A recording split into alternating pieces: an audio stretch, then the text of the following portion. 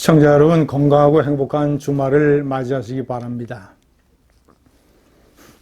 서울, 부산 재보궐선거와 그리고 대통령 선거를 앞두고 문재인 정권이 방송을 완벽하게 장악하려는 음모가 드러나고 있습니다. 이번 달 안에 방송통신심의위원회가 전면 개편됩니다. 3년 임기를 마치는 것이죠. 현재 강상현 방송통신심의위원장은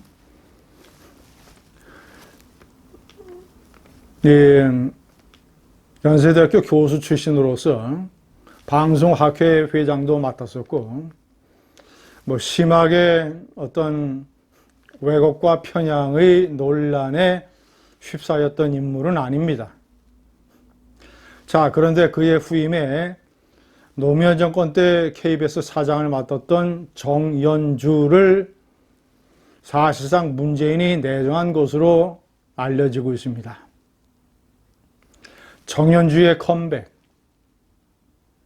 좌파 세력으로서는 양대 대전투를 앞두고, 자, 물불을 가리지 않고 좌파 세력에 편향된 방송을 경영을 했던 노검객을 다시 불러오는 셈입니다.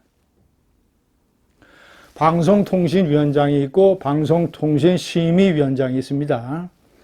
방송통신위원장은 제가 3번에 명기를 했습니다만은 방송에 관한 전반적인 정책을 다루고 이 방송사의 허가 연장 이런 것들을 결정하는 고도의 정책 집행기구입니다. 여기 위원장에도 민원연이라고 하는 좌파의 이른바 이제 우파 언론에 대한 감시 투쟁단체, 민원연의 공동대표를 지낸 한상혁 변호사를 임명을 해서 그가 지금 방송통신위원회를 지휘하고 있습니다. 방송통신심의위원회는 방송 중에서 잘못된 것, 자, 이런 것들을 지적을 하고 방송사에 징계를 내리는 이런 것들이 가장 중요한 업무입니다. 실질적으로 때문에 방송사의 어떤 언론의 자유, 방송의 공정성, 창의성 이런 것에 일상적으로 영향을 미치는 더 큰 영향을 미치는 것이 방심입니다. 방심위원 9명은 대통령이 3명, 국회의장이 3명, 의장 1명, 여야 1명씩, 그리고 국회 과방위에서 3명, 이렇게 추천을 해서 임명하도록 되어 있습니다. 그런데 현재 공모 신청을 했거나 거론되는 인사들이 민원연 소속 인사들이 많습니다. 자, 그러면 위원장은 정연주, 위원의 다수는 민원연 출신. 이렇게 되면 완전히 방송통신심의위원회는 우파방송, 우파논객에 대한 자객의 칼날이 될 것입니다. 정연주는 원래 1970년대 동아일보 기자 출신으로서 동아일보를 그만둔 뒤에 CR의 소리라고 하는 일종의 이 제야 언론지의 편집장을 맡았고, 그리고 한겨레 신문 기자를 했으며 한겨레 신문 주미 워싱턴 특파원, 저하고 일정 부분 겹쳐서 활동을 했습니다. 한겨레 신문 논설위원, 자, 이런 걸 지내다가 논설 주간 이런 걸 지내다가 노무현 정권의 KBS 사장이 됐습니다. 그가 KBS 사장일 때 미디어 포커스, 그러니까 방송 비평 프로그램이죠. 그리고 인물 현대사, 한국의 현대사에서 그다지 알려지지 않은 인물들을 발굴한다는 명목으로 좌익 인물들을 크게 띄운 이런 것들, 예를 들자면 김원봉이 북한 노동당의 국가검열상과 노동상을 맡았던 북한의 6.25전쟁, 조국 해방전쟁의 공로로 표창까지 받았던 그런 인물의 연설 장면을 띄우고 이런 식으로 띄웠던 프로그램입니다.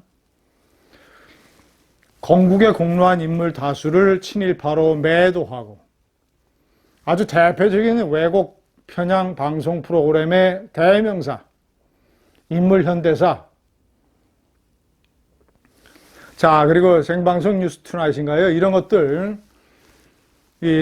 친노무현 정권, 친정권 편향적 방송으로 엄청난 비판과 분노를 샀던 이런 방송 경영의 주역입니다.